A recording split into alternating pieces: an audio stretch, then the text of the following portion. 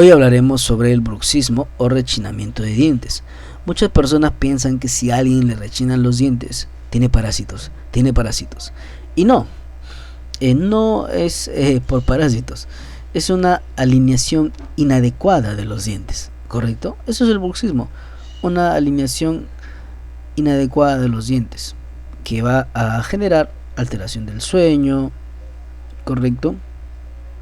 Uso de pastillas, ansiedad o estrés, respira por la boca. Entonces, ¿qué hacer ante ello? Debemos apagar las luces al dormir, debemos hacer frecuente que no debe haber pantallas al menos 2 horas antes de dormir.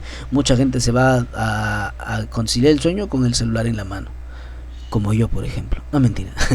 Entonces no se debe hacer eso y se debe acudir al pediatra o al odontopediatra de preferencia.